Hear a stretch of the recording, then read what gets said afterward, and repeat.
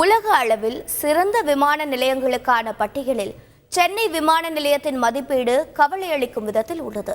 அந்த பட்டியல் சொல்வது என்ன என்பதை விவரிக்கிறது இந்த தொகுப்பு.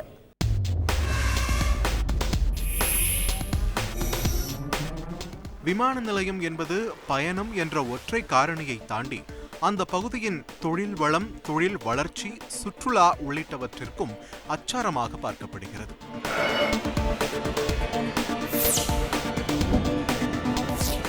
இதனால் விமான நிலைய நிர்வாகம் மற்றும் செயல்பாட்டு திறன் சிறப்பான அளவீட்டில் இருப்பதும் இன்றியமையாததாகிறது.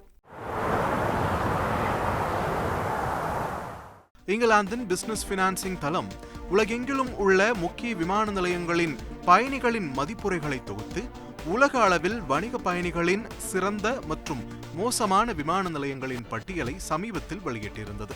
அதில் உலக அளவில் முதல் 20 சிறந்த விமான நிலையங்களுக்கான பட்டியலில் இந்தியாவில் உள்ள 4 விமான நிலையங்கள் இடம்பெற்றுள்ளன. அந்த வகையில் அகமதாபாத் சர்தார் வல்லபாய் பட்டேல் சர்வதேச விமான நிலையம் 4.46 புள்ளிகளுடன் உலக அளவில் 16ஆம் இடம் பிடித்துள்ளது. டெல்லியின் இந்திரா காந்தி சர்வதேச விமான நிலையம் 4.60 புள்ளிகளுடன் உலக அளவில் 14ஆம் இடமும் ஆசிய அளவில் 10ஆம் இடமும் பிடித்துள்ளது.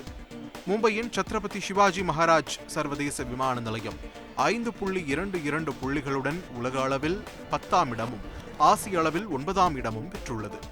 பெங்களூரு மாநகரின் கெம்பேகவுடா சர்வதேச விமான நிலையம் 5.56 புள்ளிகளுடன் உலக அளவில் 8ஆம் இடமும் ஆசிய அளவில் 7ஆம் இடமும் பிடித்துள்ளது.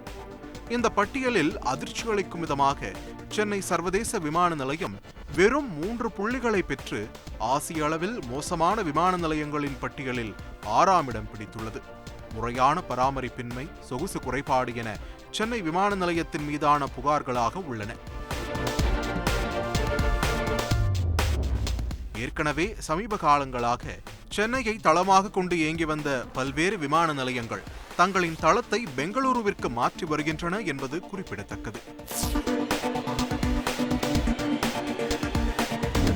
பரந்தூர் விமான நிலைய சர்ச்சைகள் எப்போது முற்றுப்பெற்று பணிகள் எப்போது தொடங்கும் என்ற எதிர்பார்ப்பு ஒருபுறம் இருக்க,